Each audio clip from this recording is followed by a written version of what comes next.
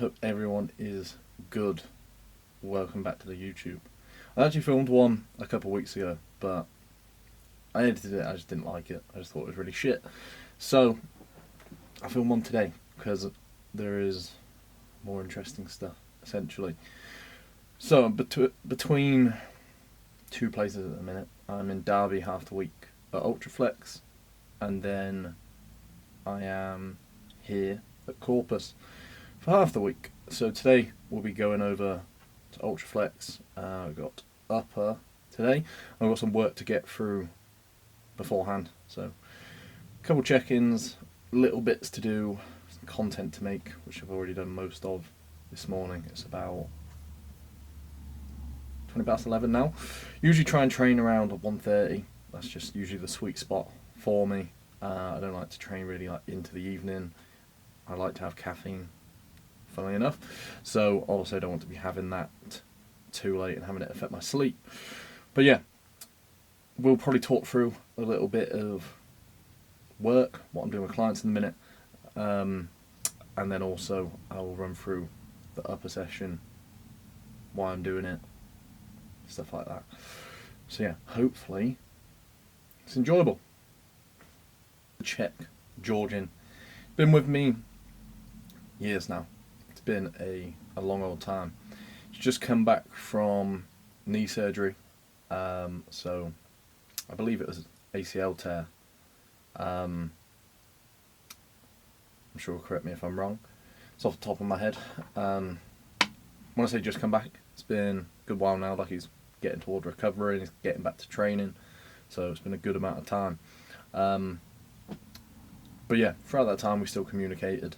There's no point dropping off when we can still keep certain things in a good space, like nutrition, sleep, just making sure, you know, everything but training, obviously upper body is possible to a degree, but everything but training is also in a good spot, and we're not missing out on progress through letting everything kind of decline as a result of the surgery.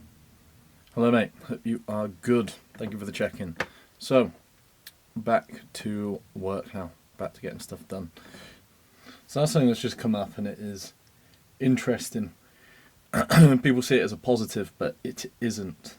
If you are dieting and you're doing extra cardio and you're not disclosing this on the tracker, you're only shooting yourself in the foot, because you might not need that extra cardio.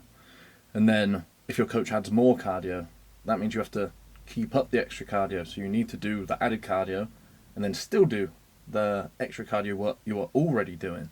So if you think you're being an absolute grafter, doing that extra cardio, even though your coach hasn't told you to, you're not helping. You're still off plan. Whether you think you're doing something positive, but it isn't sticking to the plan, that's still off plan. It's just as bad, really. Your coach needs to be fully informed at all times. So don't do it. So just getting pre-workout ready. I've already done a little bit of it. That's my problem with filming YouTube. I just forget. I start doing something and I'm like, I should probably film this because it's part of the day. But already got a pretty hefty serving of Mega Pump in there. I do think part of it's a little underdosed. Some people might disagree. A bit more L-citrulline would be ideal. It's at 5 grams. But then it does have other stuff, of course, to drive blood flow. But yeah, I do think the focus on it is really good. But I do take about a scoop and a bit of it. You have to get like a fork to, don't know if it will even focus. But it's like very, don't want to spill it everywhere. Very clumpy. You got to use a fork to actually get some powder out of it. And then for Stim MV Pre 3.0, I've definitely had this flavour before, but I don't know if anyone's the same as me. Comment if you are. Don't care about the flavour. Like, I wouldn't pick a worse pre just because it tasted better when I like mix pre's together. Like, we've got Fruit Burst and then Gusher Blast, Don't know what that is, to be honest, but don't really care because it just needs to do what it says on the tin, which it does. But yeah, MV Pre's been one of the favourites for a while. It's one of them that's just consistent. Like it never really like fails to deliver, if that makes sense. Where I've had other Pres in the past that have been hit and miss. Like one session absolutely flying, bouncing off the walls, and then other sessions where I feel pretty much just nothing. So yeah. Also regarding pre-meal, that's like bagels, honey, banana, whey, squares bars. My food's pretty high. It's alright, like 4 at the minute, but that is one of the easiest, like 140, 50 carb you'll get in. But the thing with that, I'm not putting salt on it because that's pretty grim. So I just put the gram of salt into my pre, and then during training I have electrolytes anyway, and Lucozades because that's my carbs of choice what am I on about? Intra-workout, and that has sodium in also. So I'm getting enough sodium in, which is good. Big pump, nice. Also, while I'm here talking about pre-workouts, something that triggers me, don't know if anyone else feels the same. Dry scooping. Why? Like, just drink it with 200 ml. Like, there's no reason to dry scoop. Proof, like, I'm 99% sure there's no extra benefit. There's no better absorption, no faster absorption, none of that. So just stop thinking you're cool and just drink it like a normal person, because it doesn't taste that bad. Like, there's a handful of pre-workouts I've had where I was like, Jesus Christ, that is terrible, but it's never undrinkable. What was it called? Gorilla juice, maybe? That was terrible, but yeah, actually made me feel terrible. That was just terrible in general, to be fair, just a terrible pre-workout. So yeah, stop dry scooping thinking there's a benefit to it, because there's not. Warming up all done. I don't want to film what I do first because it's abs, it's boring. But the reason I got it first is if I put it at the end, I'm going to be knackered. I'm not going to put a whole lot of energy into it.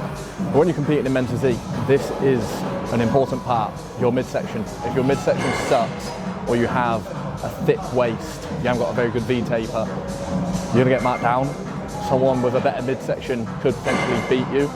And also, once you get conditioned, that's when you'll see the differences in people's ab thickness. So next time I'm on stage, I want thick abs, because in the past I've had absolute pebbles. But anyway, first movement, single arm pull down.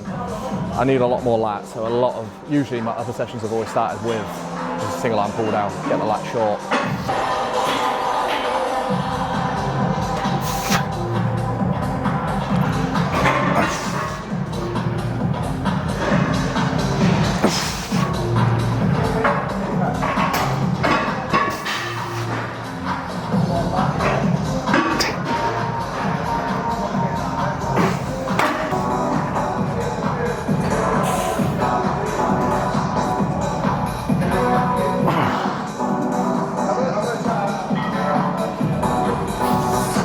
Those of me on Insta will already know I bang on about this all the time. When it comes to lats, your elbow shouldn't be tracking behind the body. It should be just coming down to your hip. Once that hip is behind the body, the lats do not have leverage there. So you're just going into a range that isn't required for you to train your lats properly. So just work on elbow to hip. Keep that shoulder depressed, and that's all you need.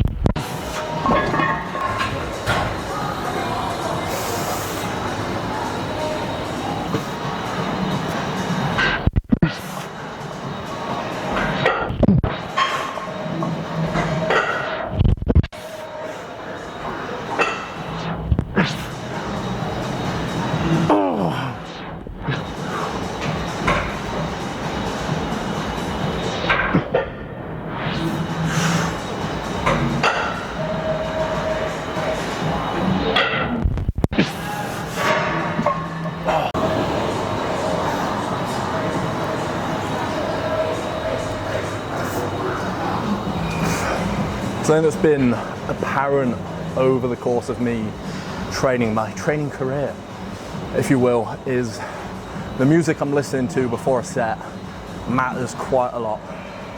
If it's, you know, a bicep curl, who cares? You're gonna crack on with it anyway, you're still gonna train hard enough. However, bigger movements, your compounds, stuff you might get a bit emotionally attached to, that's where I need to listen to something that will drive something inside, like something that's going to trigger emotions to then get the best out of me.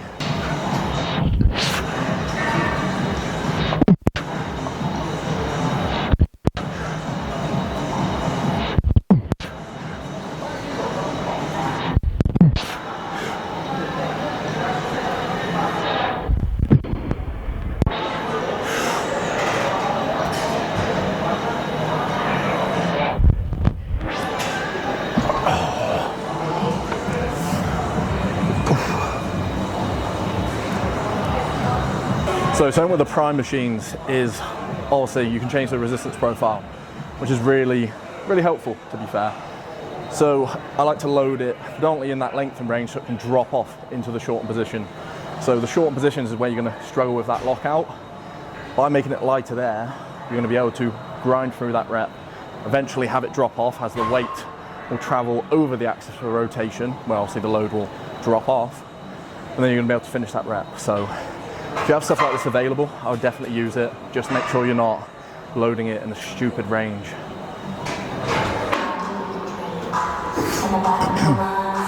So next up, chest press. I always go for a neutral grip here because I get a terrible connection when I flare my elbows, and having the elbows more tucked does line up with the pec fibers a lot better, and I connect with it so much better. And then with thought process to resistance profile, I've just done a press.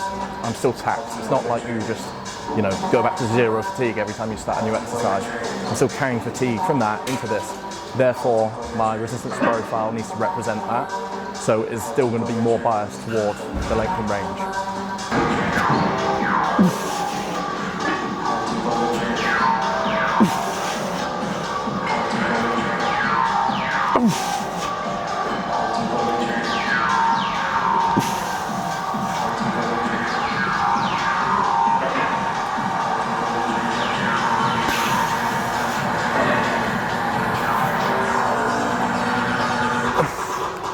Pretty much one rep off where I want to be. I'm not going to like cry about that, do another set just because I didn't hit the rep range that I need to be in, because what you need to take away from a set is going to failure.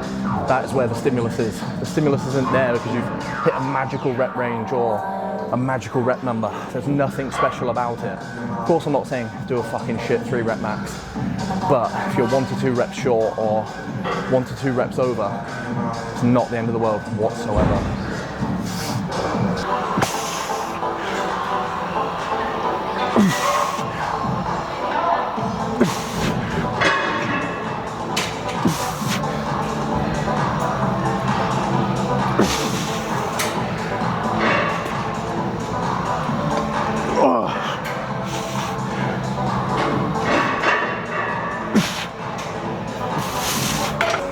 Onto extreme row, obviously done a lat bias movement. Now this is going to be obviously an upper back bias movement.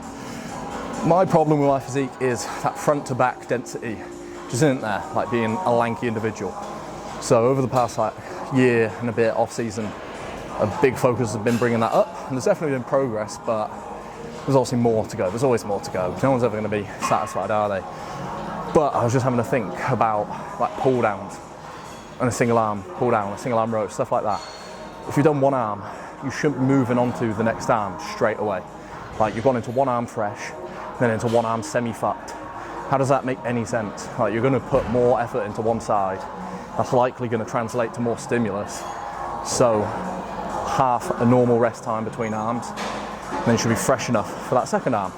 For me, it doesn't matter horrifically because I have a much stronger left arm. So obviously I go right arm first, match with my stronger arm. And that's fine with me. Like I can still do that with, you know, very little rest. But for peace of mind, I still like to take the rest. So take from that what you will.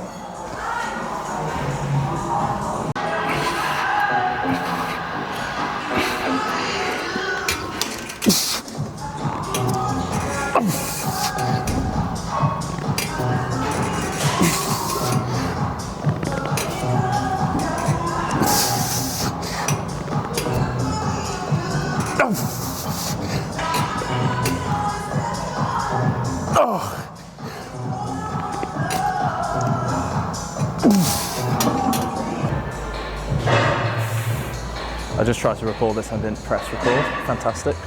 So tricep extension, I always put that before bicep curl because my arms are shit in general, but for me, bringing up triceps is more of a priority. So I put it first and put more energy to it. And then the consideration, if you're wide clavicled, you're gonna need a wider attachment. Otherwise, you're gonna be all internally rotated, posture's gonna suck. You might get some front delt niggles. You want chest open, shoulders back, elbow locked in place, and then just extend. So be mindful of that.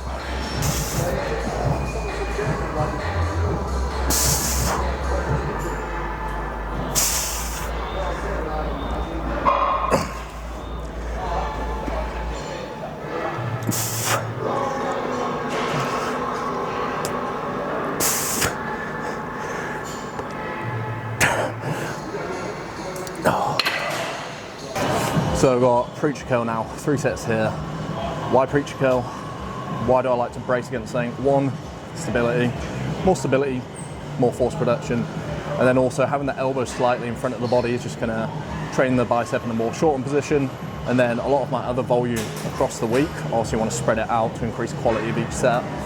A lot of that is a length and range bias. So at the end of the day, don't get too pedantic with stuff like that. As long as you are progressing your lifts week on week on week, over time, you're getting stronger, your body weight's going up slowly, you're gonna be in a good spot. So don't get too pedantic with resistance profiles and shit like that.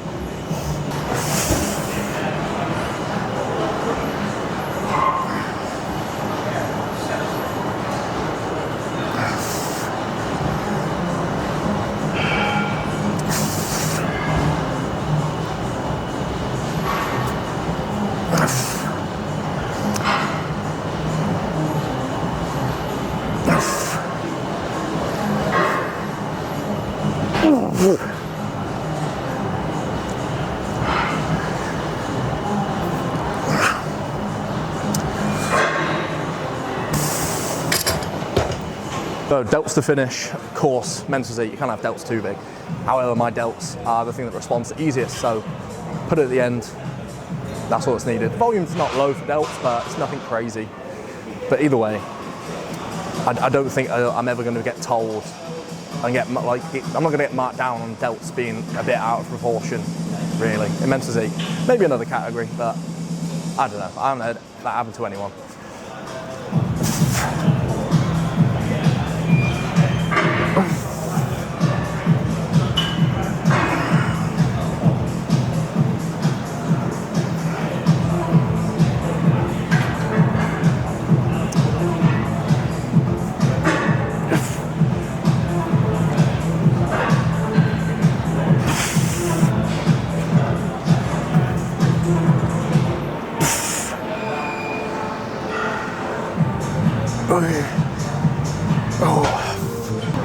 So when it comes to your delt movement, the worst thing you can do is shrug.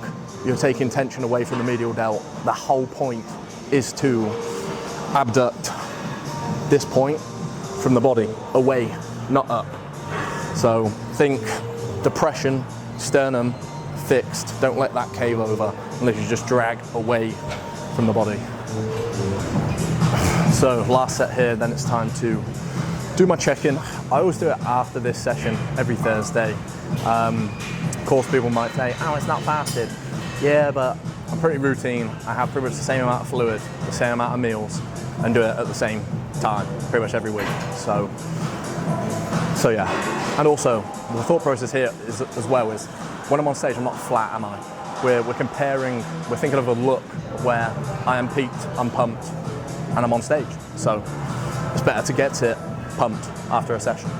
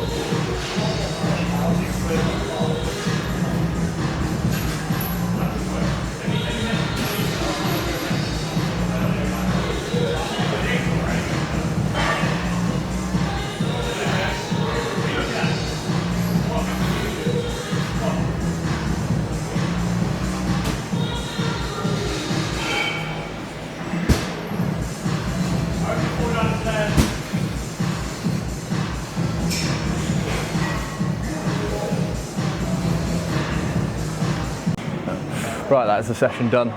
Pretty good session actually, fair few PBs in there, which, you know, I don't really, sometimes I go in planning to do whatever, it's just a lot of the time based on how things feel. Things felt good, so things got sent. Pretty happy with the look actually. I look weirdly a bit less watery today, in my opinion, compared to the previous weeks, which is cool.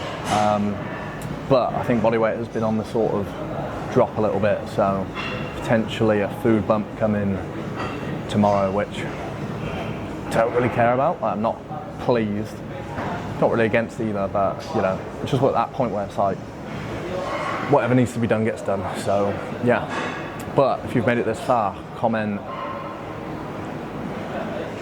fucking punch bag, because that's what's in front of me. And yeah, let me know if you've got any suggestions for videos, and I'll catch you in the next one.